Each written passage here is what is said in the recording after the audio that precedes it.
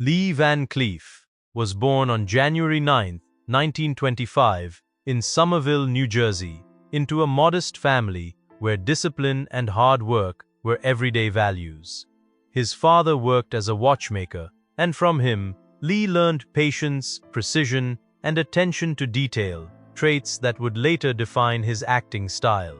Growing up during a difficult economic period, he developed resilience early in life. As a young man, he served in the U.S. Navy during World War II as a radar and sonar operator. His time in service exposed him to responsibility under pressure, shaping his calm yet intense presence. After returning from the war, he briefly studied engineering, but soon found himself drawn to performance. Acting was not an obvious path, but it slowly became clear that his strong features and controlled energy could translate powerfully on screen. These early experiences built the foundation of a man who would later become one of cinema's most recognizable Western figures. First steps into Hollywood and struggles. When Lee Van Cleef arrived in Hollywood, success did not come quickly. Like many actors of his era, he began with small, often uncredited roles in films and television. He frequently appeared as soldiers, henchmen, or background characters, roles that rarely allowed him to show his full potential. His sharp facial structure and piercing gaze, while memorable, led to him being cast repeatedly as a villain or secondary figure. Films like High Noon, 1952, gave him exposure, but not recognition. During this time, he worked steadily but remained on the edges of stardom. The industry often overlooked him as a leading man, which created frustration but also sharpened his determination. Behind the scenes, he was known as focused and professional, someone who studied every role carefully, no matter how small. These early years were not glamorous, but they built the discipline and screen presence that would later define his career in unexpected and powerful ways. Breakthrough and rise in Western cinema. Lee Van Cleef's career began to change when he became associated with Western films that emphasized grit and moral complexity. His big breakthrough came through Italian director Sergio Leone, who saw something unique in his intense presence. Films like For a Few Dollars More, 1965, gave him a chance to move beyond minor roles and step into more central characters. His performance as Colonel Douglas Mortimer showed a controlled intensity that audiences had not fully seen before.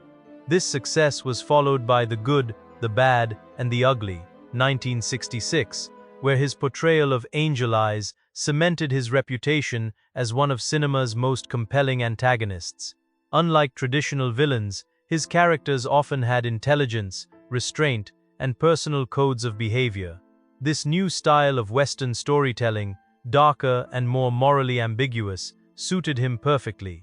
In these films, he transformed from a supporting actor into a global icon of the genre, acting style, and screen identity. What made Lee Van Cleef stand out was not just his appearance, but his acting style. He rarely relied on dramatic gestures or exaggerated emotion. Instead, he used silence, stillness, and controlled expressions to communicate intensity. His performances often felt measured, as if every movement carried weight. This subtle approach made his villainous characters more believable and unpredictable. Audiences were drawn to the sense that his characters were always thinking, always calculating. Even when playing antagonists, he gave them a sense of realism that went beyond simple good versus evil storytelling. In many westerns, he represented a shift in cinema toward more complex moral narratives. His presence on screen was commanding without being loud, and this restraint became his signature strength. Directors valued him for his ability to bring depth to roles that might otherwise have been one-dimensional. Over time, he became a defining figure in the evolution of the Western genre. Career expansion beyond Westerns. Although Lee Van Cleef became best known for Westerns, his career did not remain limited to them. In the 1970s and 1980s, he expanded into action films and television, adapting to changing trends in the entertainment industry. Movies like Escape from New York, 1981, introduced him to a new generation of viewers, where he played authoritative and often intimidating figures. He also appeared in martial arts and action films such as The Octagon, 1980, working alongside stars like Chuck Norris. These roles allowed him to maintain relevance even as the traditional Western genre declined. On television, he continued to appear in various projects, bringing his trademark presence to smaller screens. Despite health challenges later in life, he remained active in acting for as long as possible. His ability to adapt to different formats and genres demonstrated his professionalism and commitment to his craft, ensuring that his legacy extended beyond a single era or style of filmmaking. Personal life and family connections. Behind his intense screen image, Lee Van Cleef had a personal life marked by family commitments and long-term relationships. His first marriage to Patsy Ruth Cale began in the early 1940s, and together they had 3 children. Like many actors of his time, balancing family life with the demands of Hollywood proved difficult. Long work schedules and constant travel created distance within the marriage, which eventually ended after more than a decade. Later, he remarried and experienced another long-term relationship that coincided with his rising fame in Western cinema. His final marriage brought him stability in his later years, offering companionship during a period when his health began to decline. Despite his tough on-screen persona, those close to him often described him as private and family-oriented. He also experienced a serious hand injury while building something for his daughter, a reminder of his hands-on, practical nature. These personal details reveal a quieter side of a man often defined by his screen presence. Reputation and the John Wayne contrast.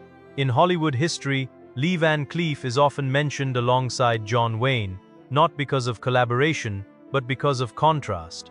Wayne represented the traditional heroic Western figure, confident, moral, and deeply tied to American cultural ideals. Van Cleef, on the other hand, became known for darker, more complex characters in spaghetti westerns. Their differences in acting style reflected broader shifts in cinema. Wayne's performances were straightforward and iconic, while Van Cleef's roles explored ambiguity and internal conflict. This contrast extended to their professional philosophies as well. Van Cleef was known for his reserved and analytical approach to acting, while Wayne embodied a more dominant and larger-than-life screen persona. Over time, this difference in style created tension in how each actor viewed the Western genre itself. Rather than a personal feud alone, the divide symbolized 2 different eras of filmmaking, one rooted in classic heroism, the other in moral complexity and realism. Later years and enduring legacy. As Lee Van Cleef aged, he continued working, but at a slower pace. Health issues, including heart-related complications, began to affect his career, though he remained active whenever possible. He passed away on December 16, 1989, at the age of 64. His death marked the end of a unique chapter in Western cinema. Over time, his performances have been re-evaluated and celebrated by film enthusiasts and scholars alike. He is now widely regarded as one of the most important figures in spaghetti Western history. His ability to transform supporting villain roles into deeply memorable characters set him apart from many of his contemporaries. Films like The Good, The Bad, and The Ugly continue to be studied for their storytelling and character design, with Van Cleef's roles often highlighted as key elements of their success.